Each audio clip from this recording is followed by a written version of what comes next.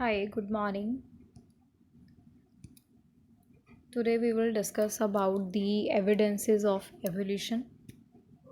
There are two types of evidences, direct and indirect evidences. And in today's video, we will be discussing about direct evidences of the evolution.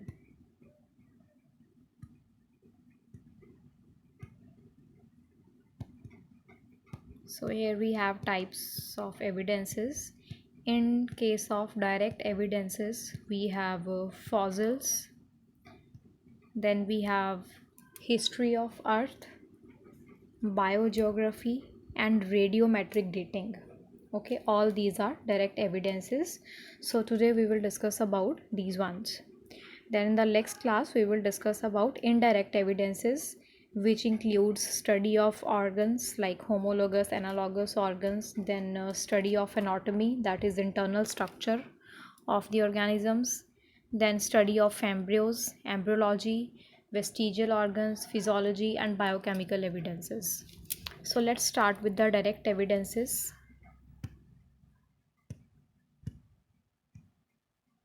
So first type of evidence in the direct evidence is the fossils.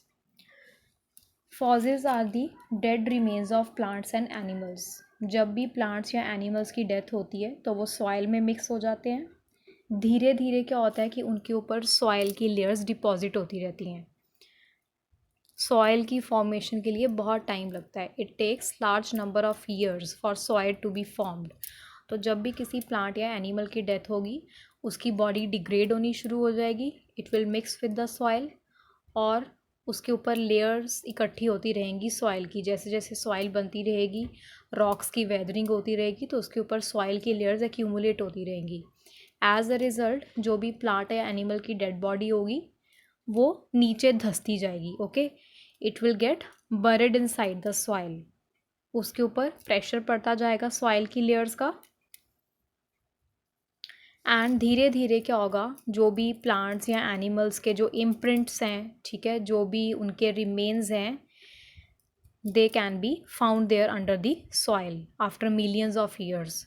तो ये जो imprints होते हैं plants या animals के, ठीक है, उनके कुछ पार्ट जो कि सॉइल के नीचे दब जाते हैं, ठीक है, सॉइल के नीचे आपको मिलते हैं after millions of years, they are called as fossils. So we can say fossils are the remains or impressions or traces of the organisms. अब फॉसिल की स्टडी जो है that is called palaeontology.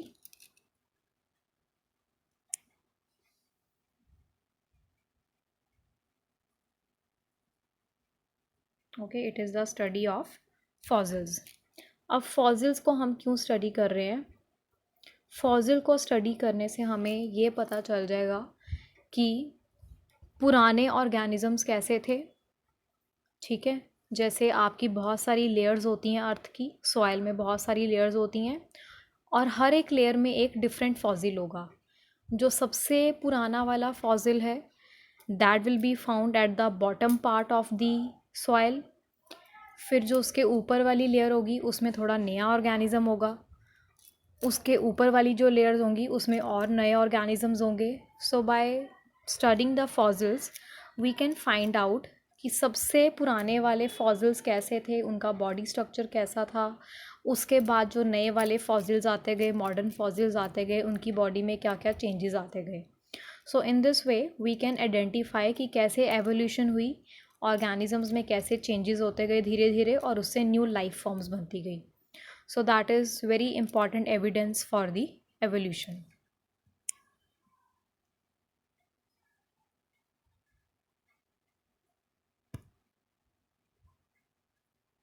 Okay, you can see here there are different layers in the earth. और कोई भी अगर rock है, mountain है, तो उसकी भी बहुत सारी लेयर्स होती हैं.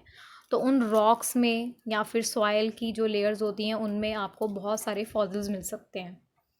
सबसे जो ओल्डर रॉक लेयर्स हैं, सबसे नीचे वाली लेयर जो हैं उसमें आपको जनरली शेल फॉसिल्स मिलेंगे. मतलब जिनकी बॉडी में कुछ हार्ड पार्ट्स होते हैं, जहाँ हार्ड शेल्स होती हैं, वो आपको सबसे नीचे मिलेंगे. क्योंकि जो सबसे नीचे ऑर्गेनिजम्स होते हैं उनके ऊपर बहुत प्रेशर होता है, क्योंकि उनके ऊपर बहुत सारी लेयर्स होंगी रॉक्स की, बहुत सारी लेयर्स होंगी सॉइल की। तो प्रेशर से उनके सॉफ्ट पार्ट तो वैसे ही डिग्रेड हो जाएंगे कम्प्लीटली, तो उनके जो हार्ड पार्ट्स हैं they can still be there. तो सबसे नीचे जो सबसे पुरानी वाली लेयर्स होंगी वहाँ पे आपको सबसे पुराने वाले फॉसिल मिलेंगे, which will have shells in their body, they will have some hard parts in their body. उसके बाद आपके फ़िश आ गई, ठीक है, एक्वेटिक एनिमल्स के फॉसिल्स आ गए, फिर प्लांट और रेप्टाइल के फॉसिल्स आ गए, फिर उसके बाद बोन्स आ गई, ठीक है। तो ऐसे जैसे जैसे हम ऊपर जाएंगे तो जो क्वालिटी ऑफ फॉसिल्स है that will keep on changing.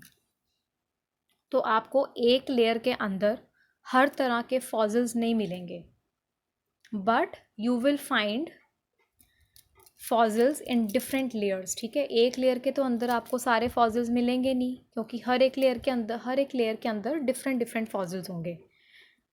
सबसे पुराना वाला सबसे नीचे, फिर उसके बाद वाला उसके ऊपर।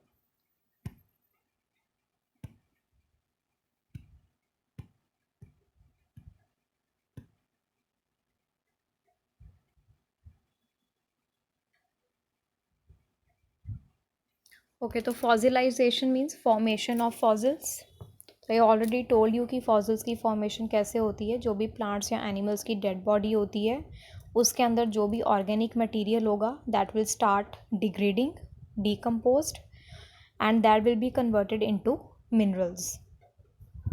अब उस ऑर्गेनिज्म का जो स्केलेटन है वो रॉक में या सॉइल की लेयर में उसके इम्प्रिंट्स आ सकते हैं, या और कोई बॉडी पार्ट है अगर कोई प्लांट या एनिमल का, that can be buried deep in side the soil, so that will give you the fossil record.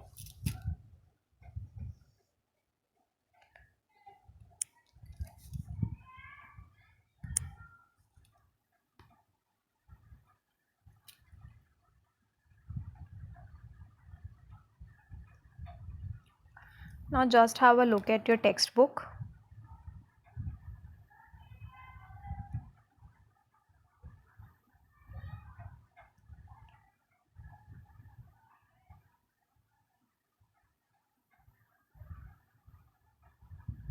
Okay, so look here, fossil records जो हैं they will provide you these evidences. Fossils found in young layers of rock. Young layers of rock मतलब जो सबसे ऊपर वाली layer है. The fossils found in young layers of rock are much more similar to species alive today than fossils found in deeper older layers of rock. तो इसके according क्या है कि जो सबसे ऊपर वाली लेयर है रॉक की उसमें जो फॉसिल्स होंगे they will be very much similar to the species which are alive today. ऐसा क्यों? क्योंकि जो सबसे ऊपर वाली लेयर है रॉक की वो सबसे नई होगी, सबसे रीसेंट होगी, तो उसके अंदर जो भी फॉसिल आपको मिलेगा वो भी रीसेंट होगा, तो उसकी सिमिलैरिटी प्रेजेंट डे ऑर्गेनिज्म से ज़्यादा होगी। वेयरएज आपकी जो पुरानी वाली लेयर्स होंगी रॉक की, जितनी नीचे वाली लेयर्स होंगी वहाँ के फॉसिल्स उतने ही पुराने होंगे and they will be very much different from present day organisms. Fossils appear in chronological order in the rock layers. तो जितने भी फॉसिल्स हैं ये एक पर्टिकुलर ऑर्डर में मिलेंगे आपको डिफरेंट लेयर्स में। ऐसा नहीं है कि एक लेयर में आपको डिफरेंट टाइम्स के फॉसिल मिल जाएंगे, नो।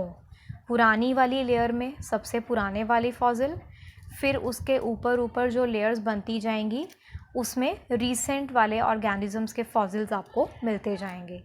एक ही लेयर में सारे फॉसिल्स नहीं मिलेंगे आपको।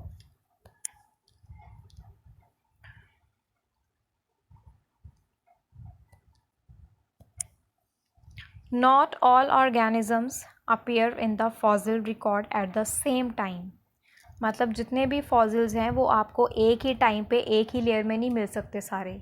वही मतलब है जो अभी मैंने पॉइंट आपको बताया, इसका भी वही मीनिंग निकलता है कि आपको हर एक लेयर में एक डिफरेंट फॉसिल मिलेगा।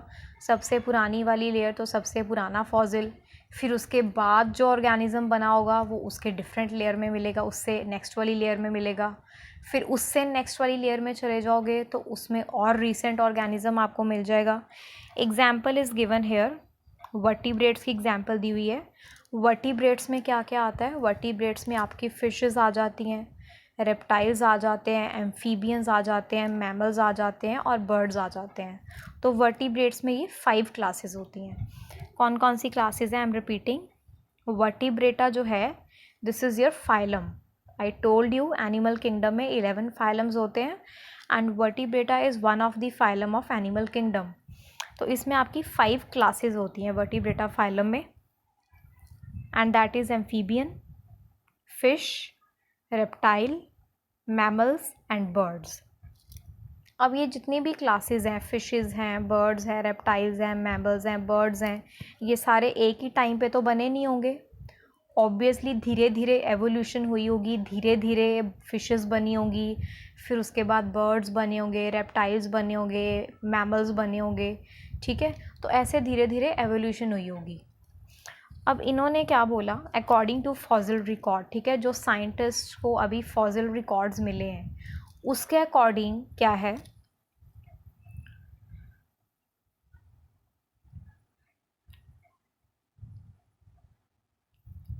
देखो इसके अकॉर्डिंग जो अभी रिकॉर्ड मिले हैं, just wait a second, yes.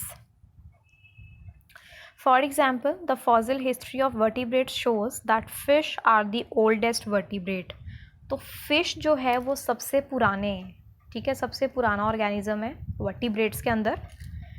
इसका मतलब कि जो फिश है वो सबसे नीचे वाली लेयर में होगी, right.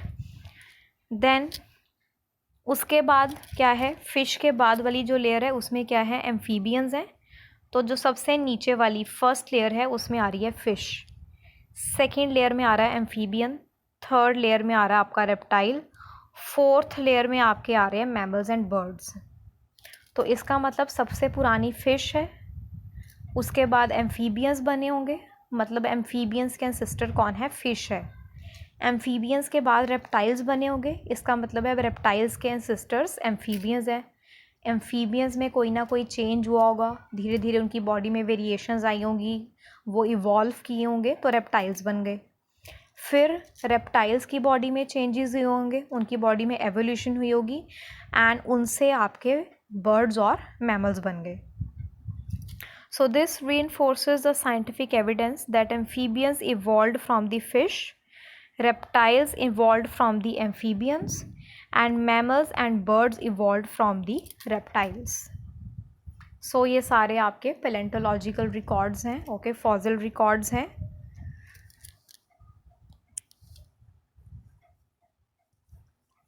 Next we have transitional fossils. Now transitional fossils क्या होते हैं? These are the links between ancient and present day organisms, okay. It is the link between ancient and present day organisms. Okay इसको बहुत simple words में समझो आप। ये तो हो गई इसकी डेफिनेशन, ठीक है, कि जो पुराने वाले और नए वाले ऑर्गेनिज्म हैं उनके बीच जो एक ट्रांजिशनल फेस आता होगा, जो उन दोनों को लिंक कर रहा होगा, उनको हम बोलते हैं ट्रांजिशनल फॉसिल्स। नाउ हमने अभी पिछले फॉसिल रिकॉर्ड में पढ़ा कि जो आपके बर्ड्स और मैमल्स हैं they are formed from reptiles.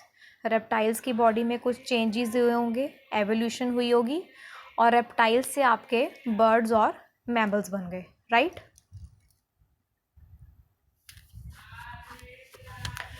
अब देखो अगर रेप्टाइल से बर्ड और मैमल बने हैं तो रेप्टाइल डायरेक्टली बर्ड तो नहीं बन गया होगा। जैसे फॉर एग्जांपल हमारे पास रेप्टाइल्स में क्या क्या आ रहा है? रेप्टाइल्स में हमारे पास लिजर्ड्स हैं, स्नेक्स हैं, तो हम बोल रहे हैं कि रेप्टाइल से बर्ड बन गया, ठीक है, फेदर्स भी आ गए, विंग्स भी आ गए। तो ऐसा तो हो नहीं सकता कि आपकी रेप्टाइल की बॉडी एक झटके में बर्ड में कन्वर्ट हो गई हो, रेप्टाइल उड़ना शुरू हो गया आपका, राइट, ऐसा नहीं हो सकता, इट इज़ नॉट पॉसिबल। सो ऐसा ज़रूर हुआ होगा कि रेप्टाइल और बर्ड के बीच में एक ऐसी स्टेज आई हो जो कि दोनों के फीचर्स शो करती हो, इन दोनों के बीच में एक ऐसा ऑर्गेनिज्म आया हो जिसके पास कुछ रेप्टाइल्स के फीचर्स भी हों और कुछ बर्ड्स के फीचर्स भी हों, तो उसको हम बोलेंगे ट्रांजिशनल फॉसिल, ठीक है, जो दोनों को कनेक्ट कर रहा है, तो उसको हम बोलते हैं कनेक्टिंग लिंक, ठीक है। कनेक्टिंग लिंक बना रहा है वो, रेप्टाइल से आपका डायरेक्टली बर्ड नहीं बन जाएगा, रेप्टाइल उड़ना नहीं शुरू कर देगा, तो रेप्टाइल और बर्ड के बीच में एक ट्रांजिशनल स्टेज आएगी, that will be called as connecting link between reptile and bird, and that is called as transitional fossil. अब हम यहाँ पे डिफरेंट एग्जाम्पल्स करेंगे ट्रांजिशनल फॉसिल्स के। यहाँ पे एक एग्जाम्पल दे भी रखी है, and that example is of archaeopteryx, very important. Archaeopteryx जो है that is transitional stage in the fossil record because this species had characteristics of both reptiles and birds. अब डायनासोर जो है आपका वो रेप्टाइल में आता है। अब ऐसा तो हो नहीं सकता कि डायनासोर जो है वो उड़ना शुरू हो गया हो और उससे बर्ड बन गया हो, राइट। तो आपका जो डायनासोर है या जो भी आपका रेप्टाइल है उससे कोई ना कोई ऐसा ऑर्गेनिज्म बना होगा जो कि रेप्टाइल और बर्ड दोनों के फीचर्स शो करता हो, एंड दैट इज़ योर आर्क्योटेरिक्स। आर्क्योटेरिक्स के बाद फिर बर्ड्स बने होंगे, ये नहीं कि रेप्टाइल ने सीधा उड़ना शुरू कर दिया। अब आर्क्योटेरिक्स जो है वो रेप्टाइल्स और बर्ड्स दोनों के फीचर्स शो कर रहा है। Archaeopteryx had feathers but unlike any modern bird it also had teeth, then claws on its wings and a bony tail, ठीक है। तो ये आर्क्योटेरिक्स के फीचर्स हैं, ठीक है। आज के जो बर्ड हैं, जो मॉडर्न डे बर्ड हैं, उनके पास टीथ नहीं है, उनके पास बीक होती है, ठीक है। बीक की हेल्प से ही वो अपना फूड खाते हैं। बट जो आर्क्योटेरिक्स है उसके पास बर्ड्स की तरह फेदर्स तो थे बट उसके पास टीथ भी थे। अगर हम बर्ड्स को देखें तो उनके पास टीथ नहीं होते हैं, बट इसके पास टीथ थे, ठीक है। और बोनी टेल भी थी इसके पास, और इसके पास विंग्स भी हैं बर्ड्स की तरह। मतलब बर्ड्स वाले फीचर्स के आगे आगे इसके पास विंग्स भी आ गए और फेदर भी आ गया, बट बर्ड्स की तरह इसके पास टीथ नहीं है। तो इसके पास कुछ रेप्टाइल्स के फीचर्स थे एंड कुछ इसके पास बर्ड्स के फीचर्स थे। So that's why it is the connecting link, or we can say it is the transitional fossil of reptiles and birds.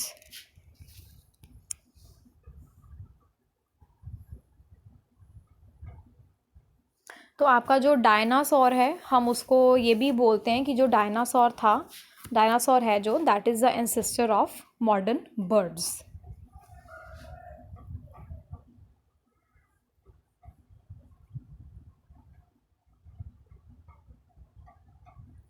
Okay, here we have other examples of the transitional fossils. Fossilized whales. Okay, scientists have found fossilized whales that lived 36 to 55 million years ago. तो देखो scientist को इतनी पुरानी whales के fossils मिले हैं जो कि 55 million years ago पुरानी है।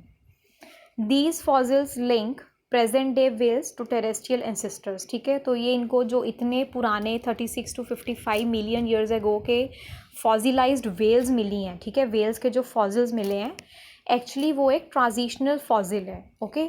और वो क्या कर रहा है, वो आपके प्रेजेंट डे वेल्स को कनेक्ट कर रहा है टेरेस्ट्रियल एंसेस्टर्स के साथ।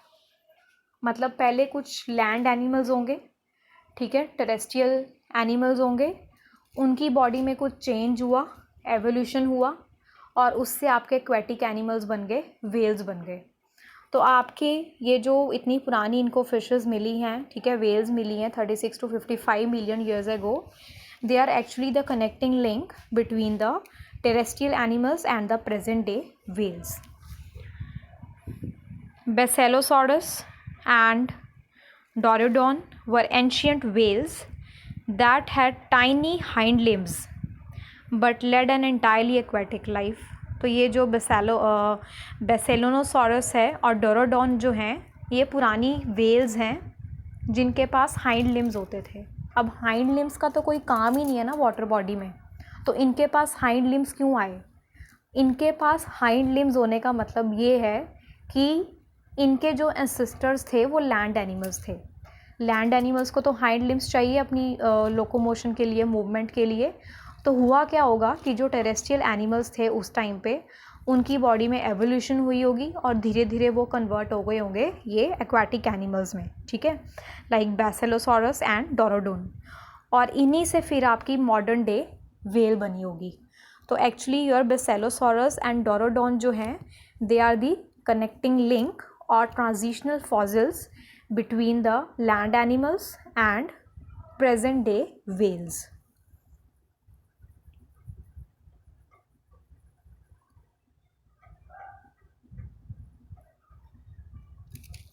In the same way आपका जो एम्बेलोटस है, जो कि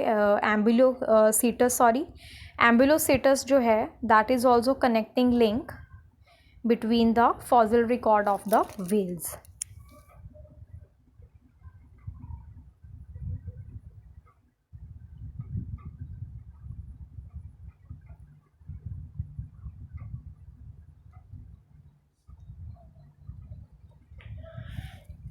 तो ये आपके फॉसिल रिकॉर्ड्स थे, पैलेंटोलॉजी थी। Okay, so we have finished one of the direct evidence. Next direct evidence is biogeography. Now what is this biogeography? Biogeography is actually the study of past and present geographical distribution of the organisms. ठीक है, geographical distribution of organisms मतलब कि आपके अर्थ पे जितने भी areas हैं, जितनी भी लोकेशंस हैं, वहाँ पे प्लांट्स, एनिमल्स या अदर स्पीशीज़ की डिस्ट्रीब्यूशन कैसी है। आई ऑलरेडी टोल्ड यू कि जो डिस्ट्रीब्यूशन होती है प्लांट्स या एनिमल्स की, that is not even on the earth. हर किसी जगह पे आपको डिफरेंट स्पीशीज़ मिलेंगी, ठीक है, हर जगह पे आपको डिफरेंट तरह के प्लांट्स और एनिमल्स मिलेंगे। ऐसा नहीं है कि एक जगह पे आपको सब मिल जाएगा, no. According to the environmental conditions, according to the climatic and geographical conditions, वहाँ की जो स्पीशीज़ हैं वो वेरी करती हैं। तो बायोजियोग्राफी जो है, that is the study of past and present geographical distribution of the organisms. Many of the observations that Darwin and Wallace used to develop their theories were based on biogeography. तो Darwin और Wallace ने natural selection की theory दी थी, ठीक है। Actually Darwin ने दी थी natural selection की थ्योरी, और जो वेलेस की थ्योरी थी that was quite similar to the theory of natural selection. तो अकॉर्डिंग टू डार्विन और वेलेस क्या था कि कोई भी जो ऑर्गेनिज्म होता है उसकी बॉडी में धीरे धीरे चेंजेस आते रहते हैं, ठीक है। कोई भी ऑर्गेनिज्म जब एक डिफरेंट इन्वायरमेंटल कंडीशन में जाएगा, डिफरेंट क्लाइमेट में जाएगा, धीरे धीरे उसकी बॉडी में वेरिएशंस आएंगी, ठीक है। और अगर वो वेरिएशंस यूज़फुल हुई तो वो ऑर्गेनिज्म स्ट्रगल फॉर एग्जिस्टेंस कर पाएगा, सर्वाइव कर पाएगा, रिप्रोड्यूस कर पाएगा और अपनी जीन्स जो है वो आगे पास कर पाएगा। So it was the theory of Darwin and Wallace. Now Darwin and Wallace hypothesized that species evolve in one location and then spread out to other regions. तो डार्विन और वेलेस के अकॉर्डिंग क्या था कि कोई भी जो ऑर्गेनिज्म है, कोई भी जो स्पीशी है किसी भी ऑर्गेनिज्म की, उनका ओरिजिन एक जगह पे होता है, बट उसके बाद वो डिफरेंट डिफरेंट लोकेशंस में स्प्रेड हो जाते हैं. Like yesterday I talked about Darwin finches which are found in Galapagos Islands.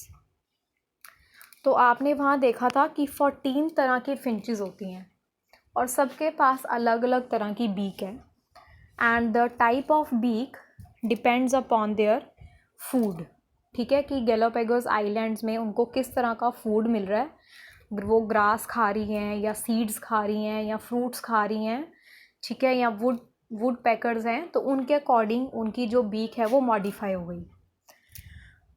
तो डार्विन ने बोला कि ये जितनी भी फिंचेस हैं ये एक कॉमन प्लेस से आई हैं, ठीक है. पहले एक जगह पे रह रही थी ये सारी फिंचेस और सबकी बीक एक जैसी थी. बाद में क्या हुआ कि ये फिंचेस अलग अलग एरिया में चली गई, ठीक है. They migrated to different parts of the Galapagos island, और डिफरेंट पार्ट जो थे गैलापागोस आइलैंड के, वहाँ पे डिफरेंट फूड अवेलेबल था, जिसकी वजह से उनकी बीक मॉडिफाई हो गई. So these are some points of the biogeographical evidences. Geographically close environments are more likely to be populated by related species. तो उन्होंने क्या बोला, ऐसे environments जो कि एक दूसरे के आसपास हैं, वहाँ की जो species हैं वो एक दूसरे से मिलती जुलती होंगी, और ऐसे जोग्राफिकल एरियाज़ जो कि एक दूसरे से दूर दूर हैं, चाहे उनका इन्वायरमेंट एक दूसरे से मिलता जुलता है, बट अगर वो जोग्राफिकल एरियाज़ एक दूसरे से दूर हो गए, सेपरेट हो गए, तो वहाँ की जो स्पीशीज़ हैं वो भी एक दूसरे से डिफरेंट हो जाएंगी, क्योंकि आपकी जोग्राफिकल आइसोलेशन हो जाती है। जोग्राफिकल आइसोलेशन का मतलब है कि दो प्लेसेस जो हैं वो एक दूसरे से सेपरेट हो जाएंगे, उनके बीच में मान लो माउंटेन्स बन गए, या उनके बीच में आपका एक वाटर बॉडी बन गई, ओशन बन गया, तो वो जगह एक दूसरे से सेपरेट हो गई। अब एक जगह के स्पीशीज़ या एनिमल्स दूसरी जगह पे नहीं जा सकते, और दूसरी जगह के एनिमल्स जो हैं वो पहली जगह पे नहीं आ सकते, so they are isolated from each other. So due to that isolation, they will become different from each other due to the different environmental conditions. तो इस पॉइंट का यही मतलब है कि जितने इन्वायरमेंट आपस में आसपास होंगे वहाँ की स्पीशीज़ उतनी ज़्यादा एक दूसरे से मिलती होंगी, और जितनी कोई लोकेशन दूर दूर होगी, ठीक है, तो उनकी स्पीशीज़ जो है वो डिफरेंट होंगी.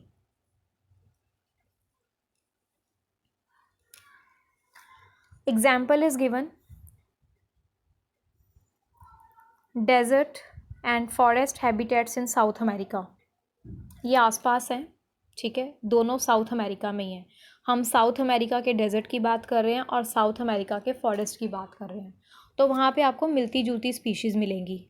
और अगर आप बात करो कि अफ्रीका का डेजर्ट और ऑस्ट्रेलिया का डेजर्ट, तो ये दोनों तो बहुत अलग अलग हैं. एक बेचारा ऑस्ट्रेलिया में है, एक अफ्रीका में है, तो ऑब्वियसली यहाँ पे आपको डिफरेंट स्पीशीज़ मिलेंगी.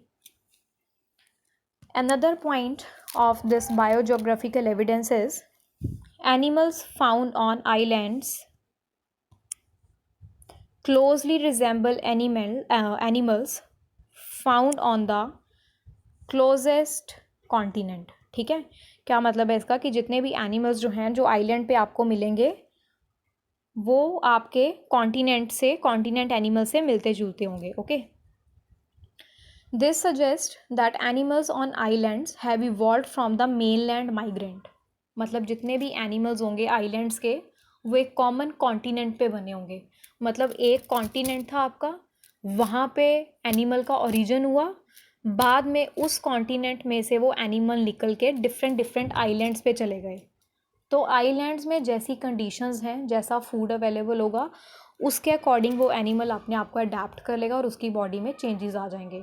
सेम एग्जांपल यहाँ पे डार्विन फिंचेस वाली आएंगी कि डार्विन फिंचेस जो हैं वो एक मेन कॉन्टिनेंट पे ओरिजिनेट हुई, वहाँ से उस कॉन्टिनेंट में से निकल के वो डिफरेंट आइलैंड्स में चली गई. ठीक है, गैलापागोस आइलैंड में वो स्प्रेड हो गई, different parts of the Galapagos island, and accordingly उनकी बीक्स जो हैं वो उसके अकॉर्डिंग डेवलप हो गई.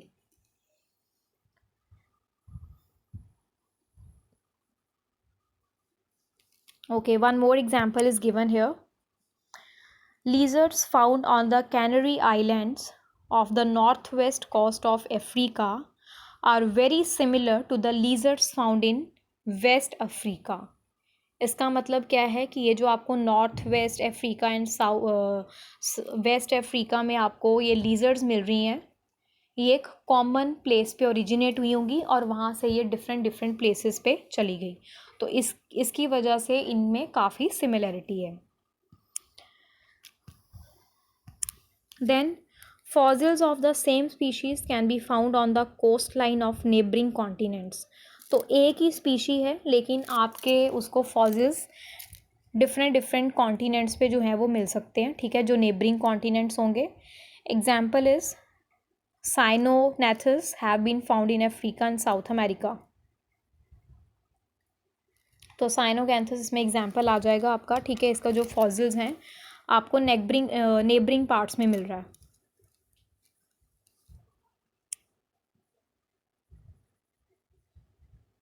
मतलब वो स्पीशी सेम है, ठीक है, एक ही मेन लैंड पे ओरिजिनेट हुई होगी, बट उसके बाद वो डिफरेंट एरिया में माइग्रेट कर गई.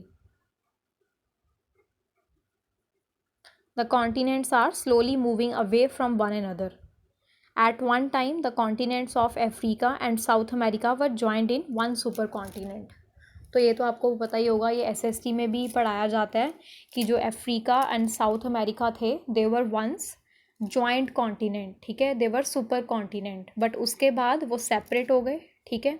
तो इसकी वजह से जो साइनोग्नेथस है उसके आपको फॉसिल्स जो हैं वो अफ्रीका में भी मिलेंगे और साउथ अमेरिका में भी मिलेंगे।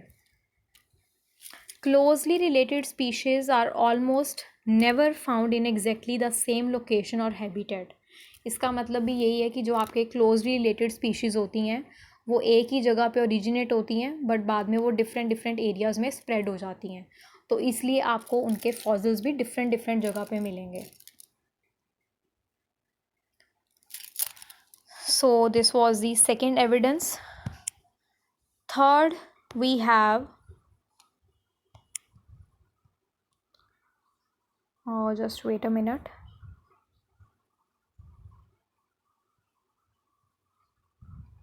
Okay, dating is not given here. We have a radioactive dating, carbon dating also. That is a direct evidence.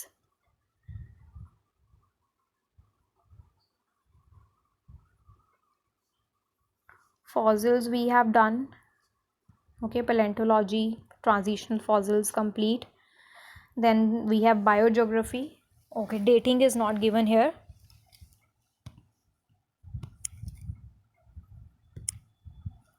Radioactive dating is also one of the direct evidence. We will discuss it.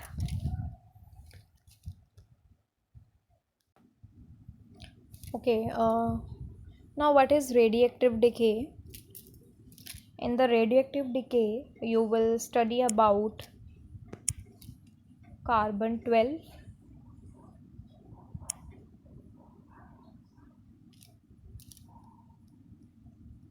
carbon-13, carbon-14.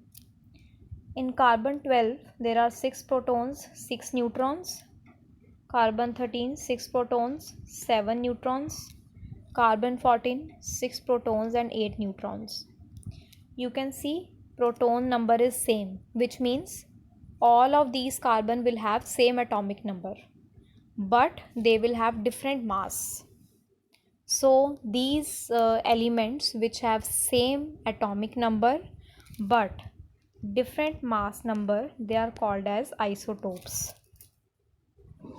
तो proton का number सबके पास same है, neutrons का number जो है वो different है। 6 + 6 12 हो गया, so it is carbon-12. 6 + 7 13, 6 + 8 gives you 14. So this 12, 13 and 14 is atomic mass, और ये जो 6 protons हैं, this is the atomic number. So such elements with same atomic number but different mass number are the isotopes. हमारे atmosphere में जो सबसे ज़्यादा carbon होता है दैट इज़ carbon-12, 99% यही होता है।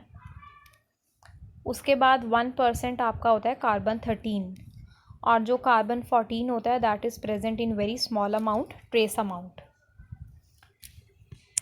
अब ये carbon-14 बनता कैसे एग्जैक्टली? हमारे एटमॉस्फेयर में नाइट्रोजन होती है जिसका एटॉमिक नंबर होता है 14। इसके ऊपर कुछ कॉस्मिक रेज पड़ेंगी from the environment. In the upper layer of the environment there are some cosmic rays. As cosmic rays fall on this nitrogen, it is converted into carbon-14, which is actually radioactive isotope of the carbon. Okay, it is radioactive isotope of the carbon. अब किसी भी organism के अंदर क्या होता है, ये तीनों कार्बन्स प्रेजेंट होते हैं। ओके, carbon-12, 13, 14 ये सब होता है ऑर्गेनिज्म के अंदर। अब आप बोलोगे ऑर्गेनिजम्स के अंदर कार्बन कहाँ से आ रहा है? So if you look at the plants, then plants are consuming carbon dioxide from the atmosphere and they are preparing their food by using this carbon dioxide from the atmosphere by the process of photosynthesis. इसका मतलब आपके plants के अंदर carbon present है। अब हम भी तो प्लांट्स को ही खा रहे हैं, we are obtaining food from the plant. तो जितने भी हर्बीवोर्स एनिमल्स हैं या ह्यूमंस हैं, ठीक है, कोई भी एनिमल है, उसके अंदर भी कार्बन प्रेजेंट होगा। तो इट मीन्स कार्बन जो है that is very important compound which is formed in each and every organism present on this earth. Plants में भी है, एनिमल्स में भी है, ठीक है, सबके अंदर ये कार्बन हो।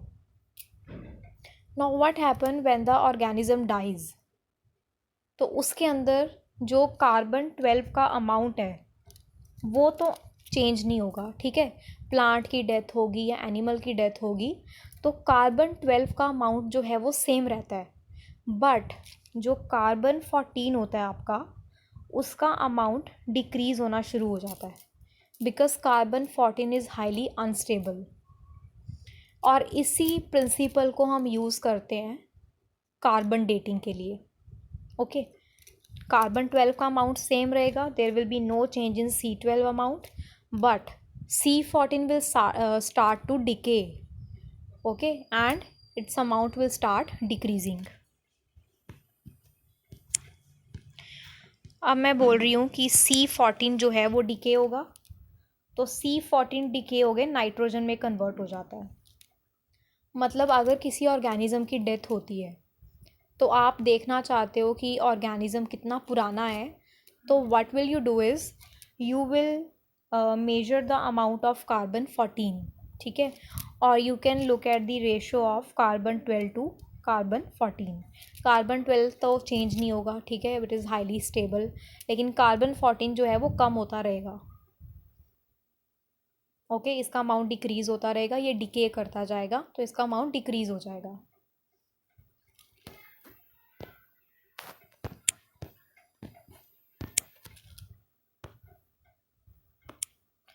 Now the process by which carbon 14 is converted into nitrogen, that is called as carbon decay.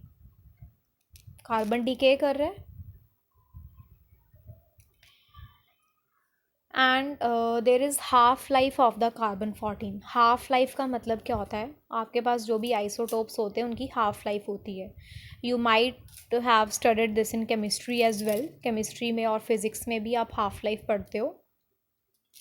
तो इसमें क्या होता है हाफ लाइफ में, जैसे मैं बोल रही हूँ कि कार्बन 14 डिके कर रहा है, तो कार्बन 14 जो है उसका अमाउंट हाफ रह जाएगा आफ्टर 5730 ईयर्स, मतलब 5730 साल तक, ठीक है। इतने साल में half of the carbon 14 would have decade, ठीक है, इसका अमाउंट हाफ रह जाएगा इतने साल में।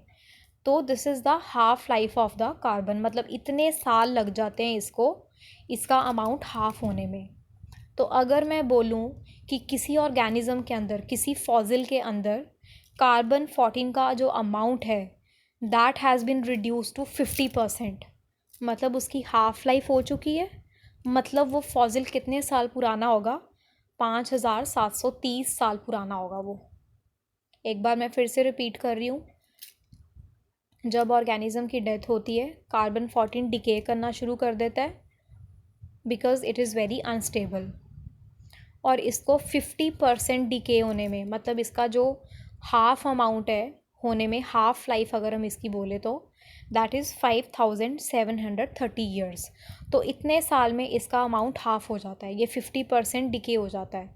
तो अगर मैं कोई भी फॉसिल चेक करूं और मैं इसमें बोलूं कि 50% कार्बन जो है वो डिके हो चुका है या 50% कार्बन 14 ही बचा है इसमें, तो इसका मतलब वो फॉसिल जो है वो 5730 साल पुराना है। और ये जो आपका कार्बन डेटिंग की टेक्निक होती है, ये आपकी उन ऑर्गेनिज़म, उन फॉसिल्स को स्टडी करने के लिए यूज़ होती है जो 60,000 ईयर्स पुराने हो, ठीक है। इससे ज़्यादा के पुराने ऑर्गेनिज़म्स को आप स्टडी नहीं कर सकते, क्योंकि कार्बन 14 का अमाउंट इसके बाद ख़त्म हो जाता है।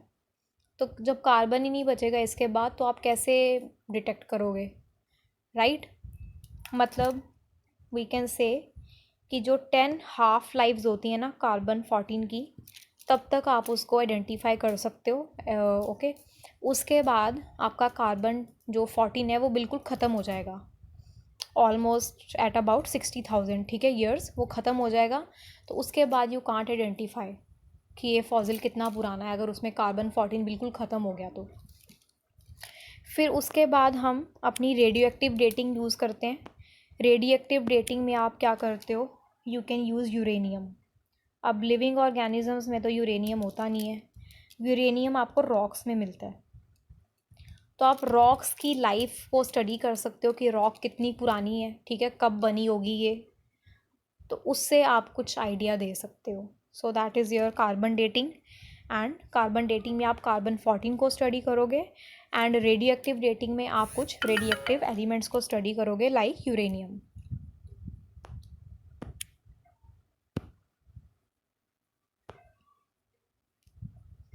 So these were direct evidences, ठीक है।